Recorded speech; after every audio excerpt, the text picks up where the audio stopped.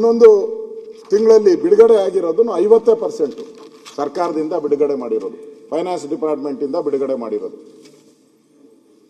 ಬಿಡುಗಡೆನೇ ಮಾಡಿಲ್ಲ ಮುಖ್ಯಮಂತ್ರಿ ಚಂದ್ರಪ್ಪ, ಕೇಳದಲ್ಲ, ಬಿಡುಗಡೆನೇ ಮಾಡಿಲ್ಲ.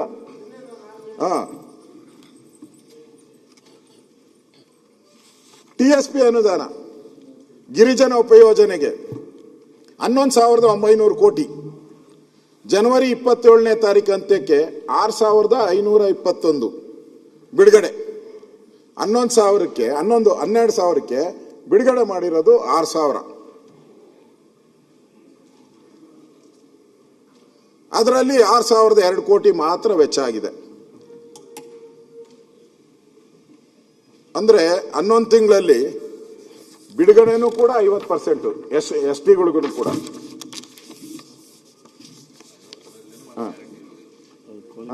TSP SEP TSP ಒದಗಿಸಲಾಗಿರುವ ಅನುದಾನ ಇಲಾಖಾವಾರು ಉಳಿಕೆ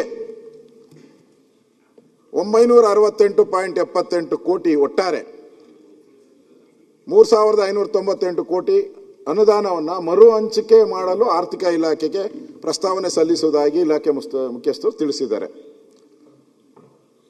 ಅಂದ್ರೆ ಈ ಕೊಟ್ಟ ಹಣದಲ್ಲೂ ಕೂಡ ಅಧಿಕಾರಿಗಳು ಏನ್ ಮಾಡಿದ್ದಾರೆ, ಸರ್ಕಾರಕ್ಕೆ ಒಳ್ಳೇದು ಮಾಡಬೇಕು ಮುಖ್ಯಮಂತ್ರಿಗಳಿಗೆ ಅಂತ ಆಗಿದೆ, ಅದಕ್ಕೆ ಹಣನೇ ವಾಪಸ್ ಕೊಟ್ಬಿಟ್ಟವ್ರೆ, ನಮ್ಮ ಕೈಲಿ ಖರ್ಚು ಮಾಡೋಕ್ಕಾಗಲ್ಲ ಅಂತೇಳಿ. ಇದನ್ನ ಚೀಫ್ ಸೆಕ್ರೆಟರಿ ಮೀಟಿಂಗ್ ಅಲ್ಲಿ ಹೇಳ್ತಾ ಇದ್ದಾರೆ. ಅವ್ರ್ಯಾರ ನಮ್ಮ ಹೇಳ್ತಾರೆ ಹಿಂದೆ, ನಮ್ಮ ಯಡಿಯೂರಪ್ಪನವರು, ಕೊಟ್ಟ ಕುದುರೆಯನ್ನು ಏರಲಾರದವನು ವೀರನೂ ಅಲ್ಲ ಶೂರನೂ ಅಲ್ಲ ಅಂತ ಹೇಳ್ತಾ ಇದ್ರು. ಅಲ್ಲಮ್ಮ ಪ್ರಭು ಅವರು ಇಲ್ಲಿ ಎಸ್ಸಿಗೆ ಹಣ ಕೊಟ್ಟಿದ್ರು ಕೂಡ ನಮ್ಮ ಕೈಲಿ ಖರ್ಚು ಮಾಡೋಕ್ಕಾಗಲ್ಲ ಅಂತಾರೆ ಅಧಿಕಾರಿಗಳು.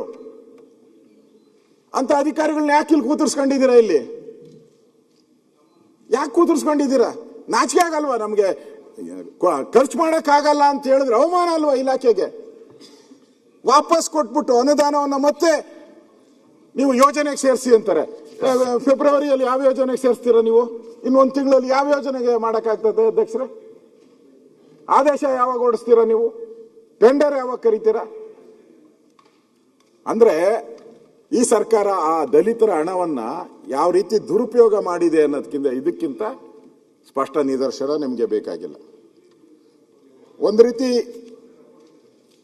ಇದ್ರ ಬಗ್ಗೆ ಒಂಚೂರನ್ನು ಕೂಡ ನನಗೆ ಅನಿಸುತ್ತೆ ಬೇಕಾಬಿಟ್ಟಿ ಮಾಡಿರುವಂಥದ್ದು ಇದರಲ್ಲಿ ನಾವು ಕಾಣ್ತಾ ಇದ್ದೀರಿ. ಅಂದ್ರೆ ಸರ್ಕಾರ ಏನಾಗ್ಬಿಟ್ಟೈತೆ, ಯಾರ್ದೋ ಮದುವೆಯಲ್ಲಿ ಉಂಡೋನೆ ಜಾಣ ಅಂದಂಗೆ ಔಟಿದೆ. ಅದೇನೋ ಹುಚ್ಚನ ಮದುವೆಯಲ್ಲಿ ಉಂಡೋನ ಜಾಣ ಅನ್ನಂಗೆ. ಯಾವ್ಯಾವ ಇಲಾಖೆಗೆ ಯಾರ್ಯಾರಿಗೆ ಹಣ ಸಿಗುತ್ತೋ ಅವ್ರು ತಗೊಂಡಿದ್ದಾರೆ. ಇಲ್ಲಿ ದಲಿತರಿಗೆ ಸಿಕ್ಕದಂತ ಹಣ, ಕೊಟ್ಟಿದ್ದ ಹಣನೂ ಖರ್ಚು ಮಾಡೋಕ್ಕೆ ಯೋಗ್ಯತೆ ಇಲ್ಲ. ಅಂದ್ರೆ ಕೇಳಬೇಕಲ್ಲ ಮುಖ್ಯಮಂತ್ರಿಗಳು, ನಾವು ಬಡ್ಜೆಟ್ಗೆ ಅನುಮೋದನೆ ಕೊಡ್ಬೇಕು, ನಾವು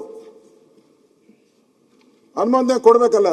ನಾವು ಪರಮೇಶ್ವರ್ ಅವರು ಕೊಡ್ಬೇಕಾದ್ರೆ ಹಿಂದೆ ಏನ್ ಖರ್ಚು ಮಾಡಿದ್ದೀರಾ ಅನ್ನೋದ್ರ ಮೇಲೆ ತಾನೇ ನಿಮ್ಮ ಯೋಗ್ಯತೆ. ಹಿಂದೆನೇ ನೀವು ಖರ್ಚು ಮಾಡಿಲ್ಲ ಅಂತ ಹೇಳಿದ್ರೆ ಮತ್ತೆ ಯಾಕೆ? ನೀವು ನೋಡಿ ನೆಕ್ಸ್ಟ್ ಬಡ್ಜೆಟ್ ಅಲ್ಲಿ 40 ಇವಾಗ ಇಟ್ಟವರಲ್ಲ 60,000 ಇಟ್ಬಿಡ್ತಾರೆ. ಬೇಕಾದ್ರೆ ಖರ್ಚಾಗೋದೆಷ್ಟು? 10,000 ಖರ್ಚು ಮಾಡಲ್ಲ. ಬಡ್ಜೆಟ್ ಗಾತ್ರ ಮಾತ್ರ ತೋರಿಸ್ತೀರಾ ನೀವು.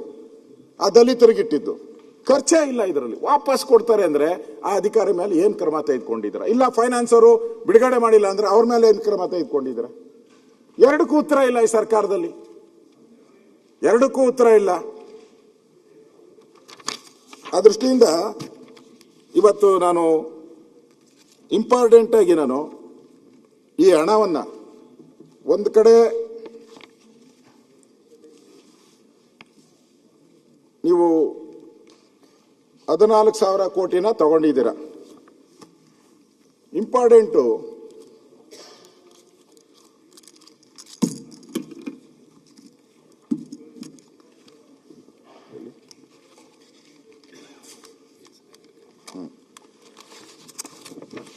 ನಿಮ್ಮ ಪುಸ್ತಕದಲ್ಲೇ ಕರ್ನಾಟಕ ಅನುಸೂಚಿತ ಜಾತಿ ಉಪಜಾತಿ ಯೋಜನೆ ಮತ್ತು ಬುಡಕಟ್ಟು ಉಪಯೋಗಗಳಿಗೆ 26-27ನೇ ಸಾಲಿನಲ್ಲಿ Karnataka scheduled caste sub plan, tribal sub plan allocation for the year 26-27 ಇದರಲ್ಲಿ ನೀವು 14,000 ಕೋಟಿ ತಗೊಂಡಿದ್ದೀರಾ. ಅದನ್ನ ಬಿಟ್ಬಿಡ್ತೀನಿ, ನಾನು ಸೈಡ್ಗೆ ಇಟ್ಬಿಡ್ತೀನಿ. ಮತ್ತೆ ಈ ಹಣ ಇದೆಯಲ್ಲ, ಈ ದಲಿತರಿಗೆ ಕೊಟ್ಟಂತ ಹಣ ಏನಿದೆ ಅದನ್ನ ಹಂಚಿಕೆ ಹೆಂಗ್ ಮಾಡಿದ್ದಾರೆ ಅಂದ್ರೆ, ಇಲ್ಲಿ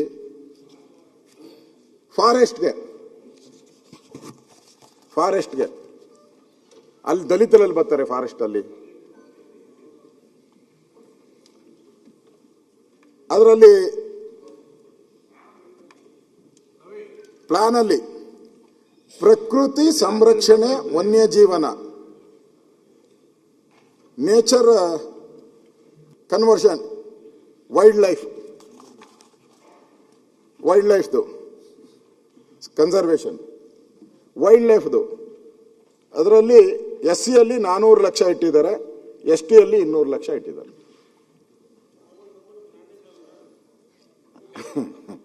ಅದೇ ಪ್ರಕೃತಿ ಸಂರಕ್ಷಣೆಗೆ, ವನ್ಯಜೀವಿ ಇದಕ್ಕೆ SCದಲ್ಲಿ ಬರ್ತದೆ ಅಧ್ಯಕ್ಷರೇ ಹೇಳಿ. ಆಕ್ಟ್ ಅಲ್ಲಿ ಹೇಳಿದೆ 40% ಇರೋ ಏರಿಯಾದಲ್ಲಿ ಆರೋಗ್ಯ ಇದಕ್ಕೆ ಖರ್ಚು ಮಾಡಬೇಕು, ಕ್ಲಿಯರ್ ಆಗಿ ಹೇಳಿದ್ದಾರೆ. ಆರೋಗ್ಯಕ್ಕೆ ಖರ್ಚು ಮಾಡಬೇಕು, ರೋಡ್ ಖರ್ಚು ಮಾಡಬೇಕು, ಆಸ್ಪತ್ರೆಗೆ. ಇಲ್ಲಿ ಪ್ರಕೃತಿ ರಕ್ಷಣೆ ಹೆಂಗಿಟ್ರಿ ನೀವು ಕೇಳ್ಬೇಕಲ್ಲ. ಅಂದ್ರೆ ಪ್ರಾಣಿಗಳಿಗೂ ಹೋಲಿಕೆ ಮಾಡ್ತಿರಲ್ಲ ನೀವು ಹಿಂಗೆ. ಅಧ್ಯಕ್ಷರು ಇನ್ನೊಂದು, ಅದು ಬಿಟ್ಬಿಡಿ, ಈ ಕೇಂದ್ರದ ಯೋಜನೆ ಇದೆ, ಹುಲಿ ಸಂರಕ್ಷಣೆದು. ಕೇಂದ್ರದ ಹುಲಿ ಸಂರಕ್ಷಣೆ ಯೋಜನೆ ಇದೆ ಕೇಂದ್ರದ್ದು. ನಿಮಗೆ ಹುಲಿ ಜಾಸ್ತಿ ನೋಡಿದ್ದೀರ. ಕೇಂದ್ರದ ಹುಲಿ ಸಂರಕ್ಷಣೆಗೆ ಹಣ ಬಿಡುಗಡೆ ಮಾಡ್ತಾರೆ ಕೇಂದ್ರ ಸರ್ಕಾರ. ಇವ್ರೇನ್ ಮಾಡಿದ್ರು, ಅದಕ್ಕೆ ದುಡ್ಡಿರ್ಲಿಲ್ಲ. ಇಲ್ಲಿ ಬಡ್ಜೆಟ್ ಅಲ್ಲಿ ಕೋತ ಆಯ್ತು. ರಾಜ್ಯದ ಪಾಲು, ಕೇಂದ್ರದ ಪಾಲು ಹುಲಿ ಯೋಜನೆ, ಟೈಗರ್ ಅಂಡ್ ಎಲಿಫೆಂಟ್, ಅದಕ್ಕೆ ದುಡ್ಡನ್ನ 312 ಲಕ್ಷ, ಎಷ್ಟಿದು 312 ಲಕ್ಷ ಇಡ್ತಾರೆ ಕೇಂದ್ರ ಸರ್ಕಾರ. ಕೇಂದ್ರ ಸರ್ಕಾರದ ಯೋಜನೆ ಏನಾರ ಇದ್ರೆ ಹೇಳಿ. SC ಯೋಜನೆ ಆದ್ರೆ ಇಡೀ ಕೇಂದ್ರದ್ದು ಯೋಜನೆನೇ ಬೇರೆ, ಅದಕ್ಕೆ ಹುಲಿ ಯೋಜನೆಗಳು ತಗೊಂಡೋಗಿಡ್ತೀರ.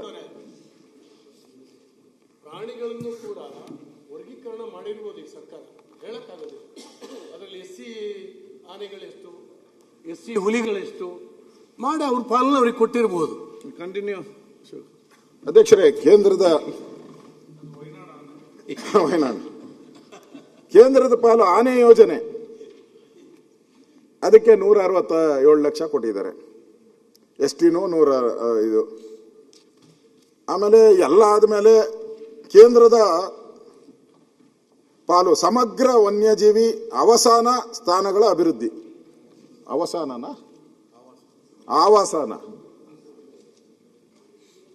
ಏರಿಯಾ ಯಾವುದಕ್ಕೆ, ಕೇಂದ್ರದ ಸಮಗ್ರ ವನ್ಯಜೀವಿಗಳ ಸಮಗ್ರ ಅಭಿವೃದ್ಧಿ, ಅದಕ್ಕೆ 229 SCಗಳಿಂದ 229 STಗಳಿಂದ ಹಣ ಇಟ್ಟಿದ್ದಾರೆ.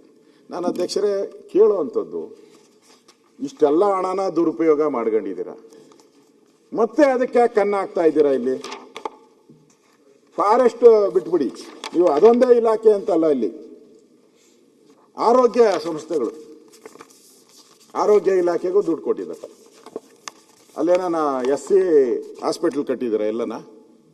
ಇಲ್ಲಲ್ಲ, ಎಲ್ಲೂ SC ಆಸ್ಪತ್ರೆಗಳಿಲ್ಲ. ನೀವು ಆರೋಗ್ಯ ಇಲಾಖೆಯಲ್ಲಿ ಆರೋಗ್ಯ ಸಂಸ್ಥೆಗಳ ಕಟ್ಟಡ ನಿರ್ವಹಣೆಗೆ, ಹಾಸ್ಪಿಟಲ್ಗಳ ರಿಪೇರಿಗೆ 937 ಲಕ್ಷ ಕೊಟ್ಟಿದ್ದಾರೆ.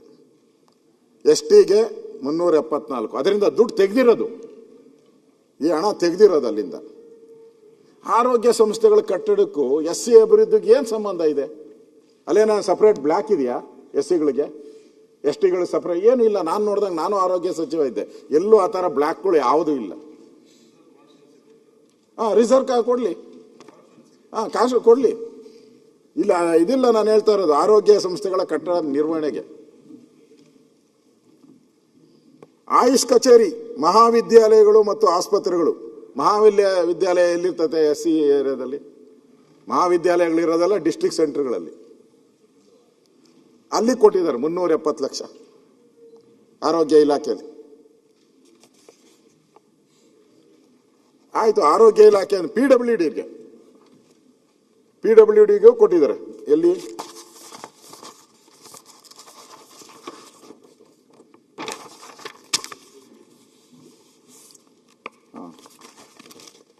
ಉನ್ನತ ಮಹಾವಿದ್ಯಾಲಯಗಳ ಕಟ್ಟ, ಅದಕ್ಕೆ